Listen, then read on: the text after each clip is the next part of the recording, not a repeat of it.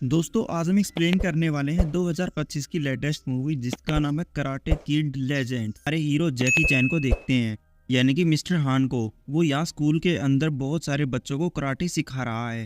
तभी उसे पता चलता है कि एक डॉक्टर हमारी तरफ आ रही है। इस डॉक्टर को आता देख एक छोटी सी लड़की इस डॉक्टर का ध्यान भटकाने की कोशिश करती है, उसे अपनी बातों में उलझाए रखती है। लेकिन तभी इस डॉक्टर के पास में मिस्टर हान आ जाता है। डॉक्टर पूछने लग जाती है कि मैं यहाँ पे मेरे बेटे से मिलने के लिए आई हूँ। ये डॉक्टर यहाँ पे मिस्टर हान को बताने लग जाती है कि मैं यहाँ पे मेरे बेटे चार्ली के लिए आई हूँ, मैं उसे यहाँ से ले जाना चाहती हूँ। चार्ली भी यहीं पे है जो अपनी मोम की छुप छुप के बातें सुन रहा है। उसकी मोम कहने लग जाती है कि मैंने मेरे एक बेटे को तो खो दिया, वो भी पहले कराटे ही सीखा करता था, लेकिन अब मैं मेरे दूसरे बेटे को नहीं खोना चाहती, इसीलिए मेरे बेटे को न्यूयॉर्क भेज दो। वहाँ पे मुझे एक बड़े हॉस्पिटल के अंदर एक डॉक्टर की जॉब मिली है। मिस्टर हान कहता है कि ये तो तुम्हारे बेटे पे डिपेंड करता है कि वो तुम्हारे साथ जाएगा या नहीं जाएगा। लेकिन चार्ली अपनी मोम से मिलता है, उसे बताता है कि मेरा सपना है कि मैं कराटे सीखूं। उसकी मोम कहने लग जाती है कि मैं तुम्हें नहीं खो सकती, तुम्हें अभी पढ़ना होगा, तुम्हें स्कूल में जाना होगा, इसीलिए हम दोनों न्यूयॉर्क के अंदर एक नई शुरुआत कर सकते हैं। तो उसका बेटा चार्ली मान जाता है और चार्ली और उसकी मोम यहाँ से न्यूयॉर्क चले जाते हैं और ये दोनों न्यूयॉर्क पहुँच जाते हैं। न्यूयॉर्क के अंदर अपने घर में भी आ जाते हैं। चार्ली अपने भाई को बहुत ज़्यादा मिस कर रहा है, उसका भाई अब इस दुनिया में नहीं है। चार्ली अपनी मोम को बोलता है कि मैं पिज़्ज़ा लाने के लिए जा रहा हूँ, मैंने पास में ही एक दुकान देखी थी, और वो पिज़्ज़ा लाने के लिए चला जाता है।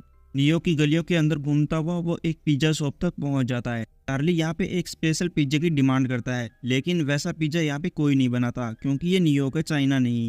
लेकिन मिया नाम की लड़की कहती है कि हम तुम्हारा पिज़्ज़ा बनाने की पूरी कोशिश करेंगे। मिया जो कि अपने पिता विक्टर के साथ इसी शॉप पे काम करती है। चार्ली बोलता है कि तब तक मैं थोड़ा सा सामान लेने जा रहा हूँ क्योंकि हम यहाँ पे नए नए शिफ्ट हुए हैं, और वो सामान लाने के लिए चला जाता है।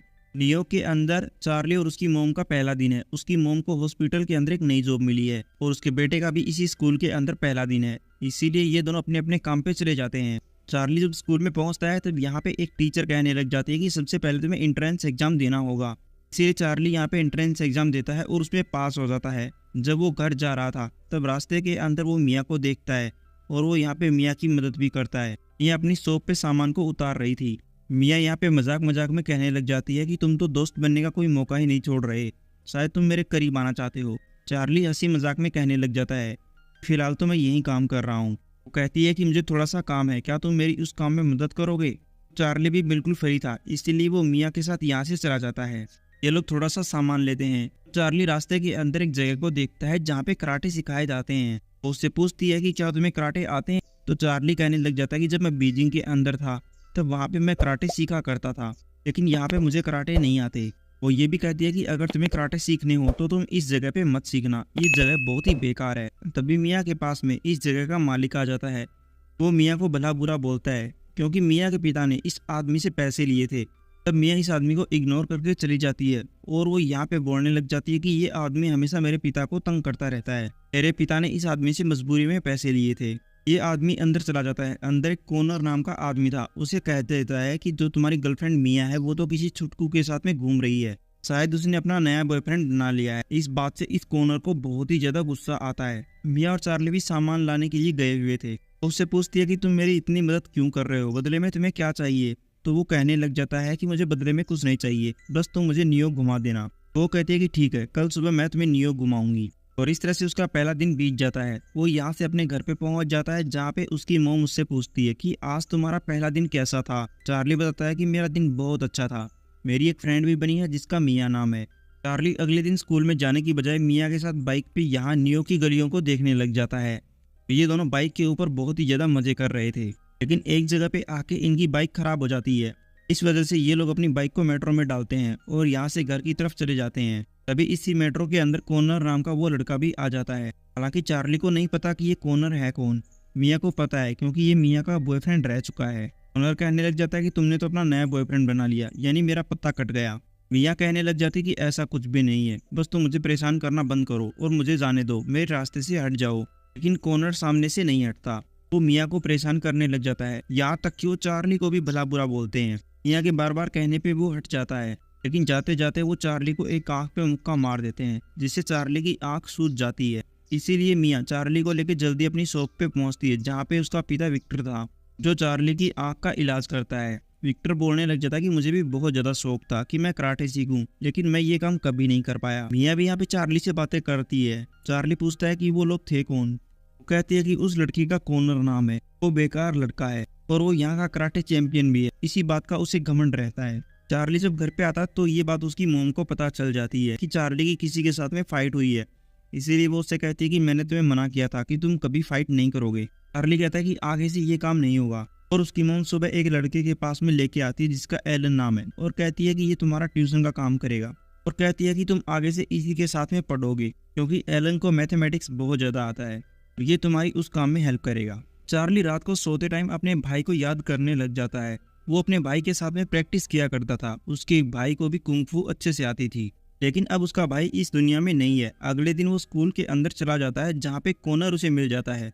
कॉर्नर यहाँ पे चार्ली को भला बुरा बोलने लग जाता है। चार्ली को ये बोलने लग जाता है कि तुम मेरे और मिया के बीच में आ चुके हो, अगर तुम में दम है तो तुम मेरे साथ में मुकाबला कर सकते हो, मैं तो अपने हाथों का इस्तेमाल भी नहीं करूंगा। तब इन दोनों में छोटी सी फाइट हो जाती है। दोनों एक दूसरे के साथ में लड़ाई करते हैं।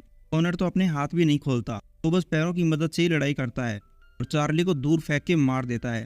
चार्ली को पता चल जाता है कि मैं इसका मुकाबला नहीं कर सकता। रात को चार्ली यहाँ से मिया की शॉप की तरफ जाने लग जाता है, लेकिन तभी वहाँ पे कुछ गुंडे आ जाते हैं जिन लोगों से विक्टर ने पैसा उधार लिया था। वो लोग विक्टर को पकड़ लेते हैं और उसे डंडे से पीटते हैं। चार्ली यहीं पे था, ये सब देख रहा था। चार्ली को कराटे अच्छे से आते हैं, उसी वजह से वो इन लोगों के साथ में फाइट करता है। हालांकि जो गुंडे थे उन्हें यहाँ पे कराटे नहीं आते, उसी वजह से चार्ली इन लोगों को बहुत ज्यादा पीटता है। वो 3 लोग थे और चार्ली अकेला था, फिर भी चार्ली अकेला ही इन तीनों के ऊपर भारी पड़ता है और तब वो लोग डर जाते हैं और यहाँ से भाग जाते हैं।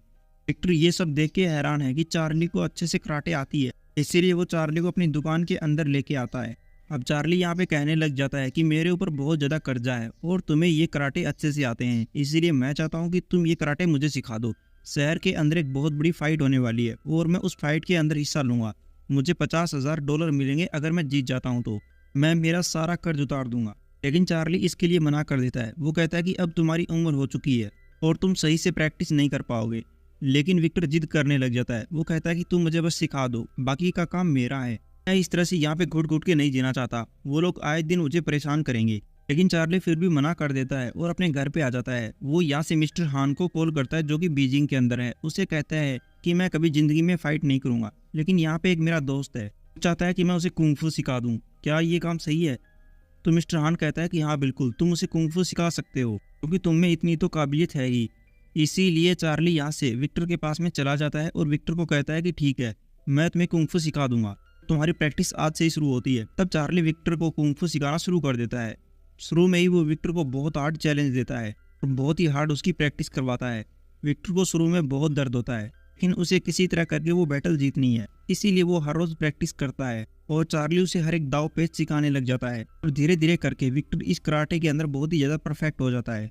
साथ ही साथ चार्ली अपनी प्रैक्टिस के ऊपर भी ध्यान देने लग जाता है। विक्टर पूछने लग जाता है कि तुम आखिर इतनी मेहनत किसके लिए कर रहे हो, तुम किसके लिए बदला लेना चाहते हो? चार्ली कहता है कि मैं बदला नहीं लेना चाहता, कभी कभी मुझे नींद नहीं आती, उसी वजह से मैं प्रैक्टिस करता हूँ। विक्टर पूछता है कि तुम्हें नींद क्यों नहीं आती? चार्ली बताता है कि मेरा भाई था और वो भी मेरी तरह कुंग फू का बहुत अच्छा प्लेयर था। एक दिन हम घर पे जा रहे थे, तभी वहाँ पे कुछ गुंडे आ गए थे क्योंकि मेरे भाई ने किसी को हराया था, उस वजह से उस आदमी के गुंडे हमें पीटने के लिए आए थे।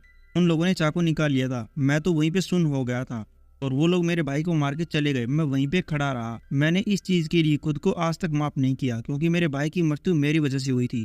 तो विक्टर कहता है कि चिंता मत करो, सब कुछ ठीक हो जाएगा। चार्ली और एलन ये दोनों यहाँ से एक मेले के अंदर चले जाते हैं। चार्ली यहाँ पे एंजॉय करना चाहता था, लेकिन वो देखता है कि यहाँ पर तो मिया भी आई हुई है और मिया अपने बॉयफ्रेंड कॉर्नर के साथ में है। इस चीज़ से चार्ली को जेलस फील होती है और वो यहाँ से घर पे आ जाता है। और अगले दिन जब मिया यहाँ चार्ली से बात करने की कोशिश करती है तो चार्ली मिया को पूरी तरह से इग्नोर कर देता है। मिया उससे रीजन पूछती है तो चार्ली कहने लग जाता है, जो लड़का तुम्हें परेशान करता था, कल तुम उसके साथ चिपक रही थी, ये चीज़ मुझे बिल्कुल भी पसंद नहीं आई। मिया कहने लग जाती है कि वो बस मैं उसके साथ ऐसे ही खड़ी थी ताकि वो मुझे ज़्यादा परेशान ना करे, और सच बताऊं तो मैं उसे पसंद भी नहीं करती। तब ये दोनों एक दूसरे के करीब आते हैं और किस करते हैं। तब तक बैटल का दिन भी निकट आ जाता है। विक्टर फाइट करने के लिए एक जगह पहुंच जाता है। यहाँ पे उसका मुकाबला एक आदमी के साथ में होने वाला था। विक्टर को अपने ऊपर पूरा विश्वास है कि मैं जीत जाऊंगा।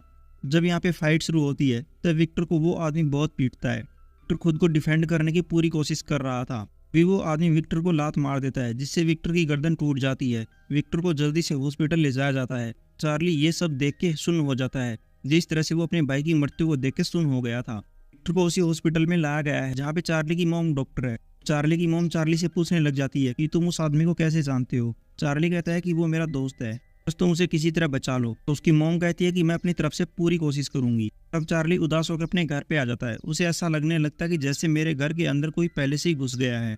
तभी यहाँ पे एक आदमी चार्ली के ऊपर हमला कर देता है। चार्ली उसके साथ में लड़ाई करता है। तभी चार्ली को पता चलता है कि ये तो मेरा गुरु है, जो कि मिस्टर हान है, जो बीजिंग के अंदर रहा करता था। वो यहाँ पे चार्ली से मिलता है। चार्ली अपने गुरु को देख के बहुत खुश होता है।